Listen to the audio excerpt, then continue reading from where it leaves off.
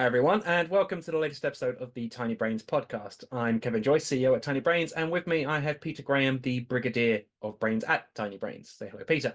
Hello. So we're going to jump straight into it. As our regular viewers will know, what we do here is we take a look at some of the biggest stories in XR from the previous week. So we're going to jump straight in with what is actually probably the biggest story.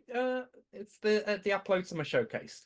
Now, for those of you, I'm sure most of you watching this has watched that show, but if you haven't, do go and check it out. Two of Tiny Brains clients featured in the upload summer showcase. So go ahead and watch it and the pre-show as well. And when you see our clients, give us a holler on X. We'd love it.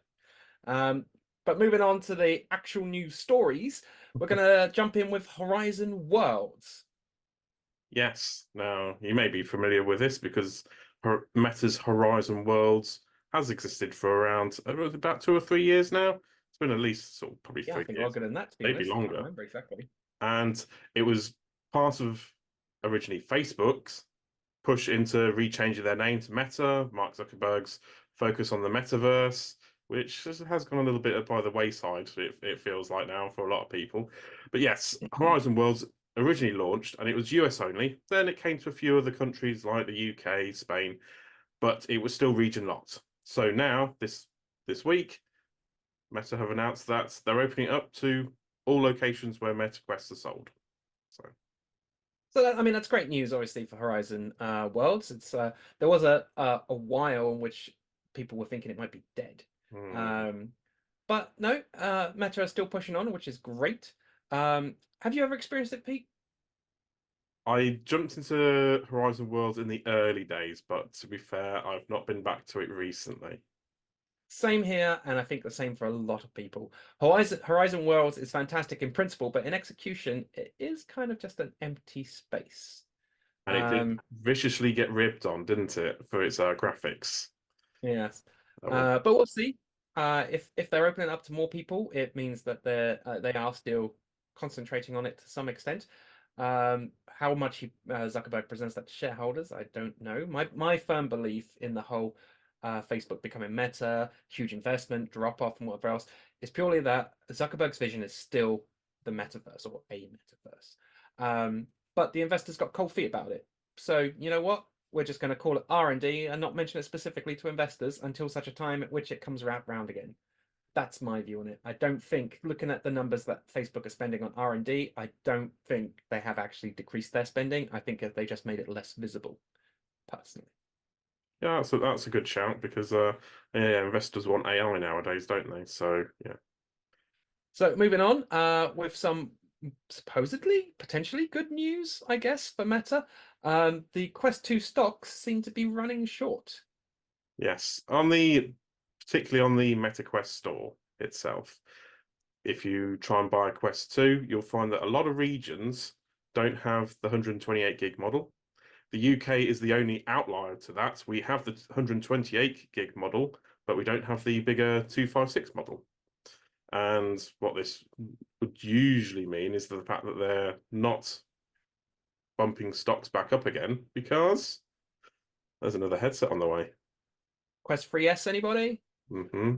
Yeah, yeah. Because we've only got what 2-3 months until Meta Connect, so and everyone's expecting the 3S to make an appearance there. So, And of course, the 3S is currently expected to come in the same price region. Maybe not the same price as the Quest 2 is now, the 199, but in that region, as in the £200 to £300, dollars, euros mark, which would be nice. but the question is then, do you pick up a Quest 2 now or not even bother? Don't go This is anywhere what I was near going to it. say. On this podcast a lot, we have pushed the Quest 2, saying it's a great start and entry point at $200 and whatever else, and I still believe it is.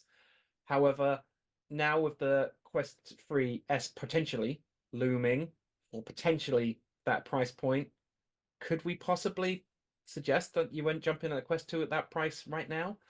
I think every week that goes on, every new edition of this podcast that we record, that recommendation is getting smaller and smaller and smaller. Yeah, I would definitely agree. It gets hard to justify as we near sort of September, October time. Indeed, indeed.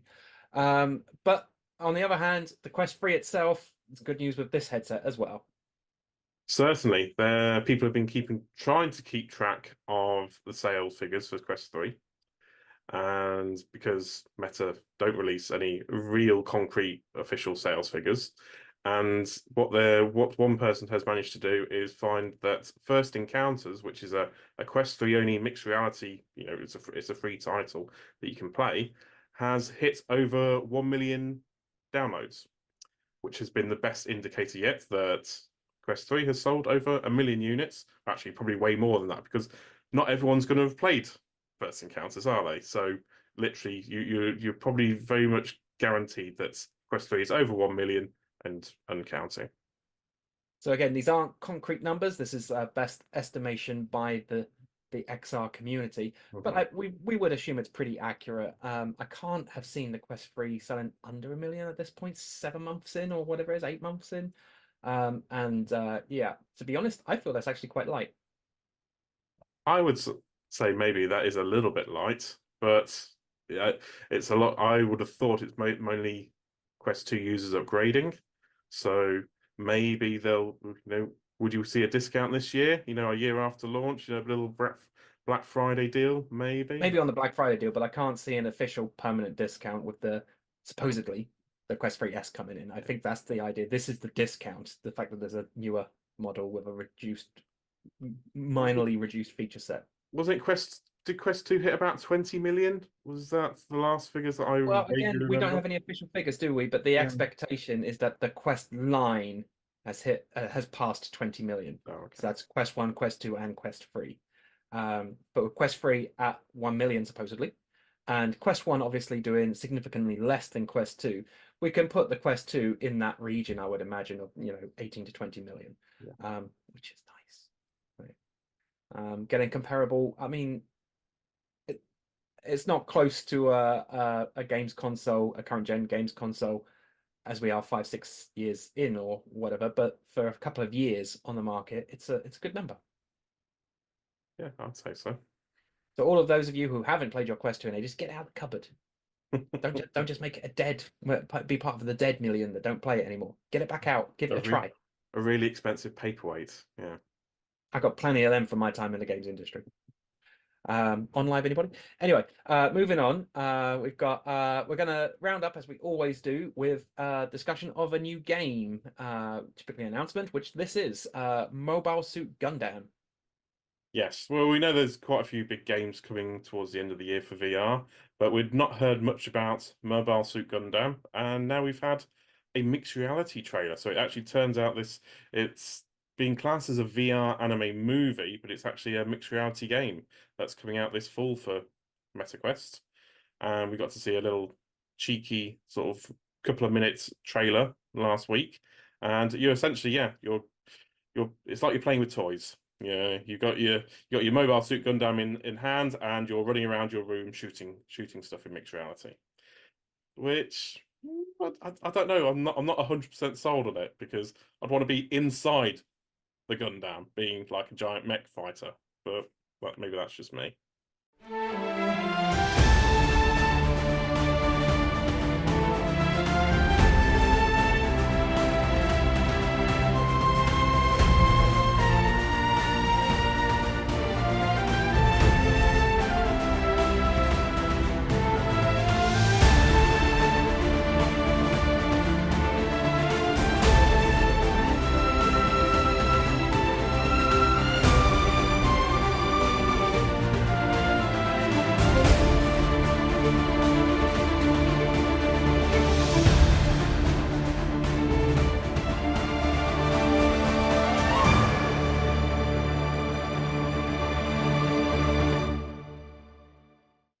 So the announcement here is obviously that fall autumn for the British amongst us, that autumn release date. But there is.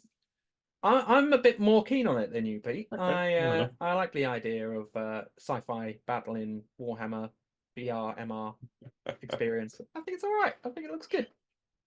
But then that being said, I really did like the what was the launch title for the original Rift. Um, it was made by an American studio. I believe they're based in Seattle. RTS. How, Oh, You're going What's back it called? quite a few years now. It was an adaptation of a console game, where it was essentially almost a top-down, kind of like halfway between top-down and isometric viewpoint, where you would have a base and you would build your units and then send them off to battle. Strike, no, no, mech war, or something, I can't remember. But it was a lovely game, and the guys who made it were lovely as well. And I'm not sure where they are now. I should probably hit them up. It was High Voltage Software that made it originally, so that's a clue for you. Launch title for the original Rift, High Voltage Software. Anyone remember the game? Put it in the comments below and make me look like a chump. But yeah, I love it. I think it's great. We'll see how Mobile Suit Gundam turns out then. Indeed, indeed. Looking forward to it. So that's everything for this week. As ever, if you want to reach out and talk about any of these subjects or anything else that's happening in XR, I'm assuming Pete will put all the links below. I'm assuming. Maybe. Yeah. Maybe. Um, And also be on the lookout for JVC Kenwood's Magical Jukebox. If you're a fan of VR chat, there is a new world that's free to explore and has a nice little history of the company and its efforts in music. So give that a look and tell them we said hi.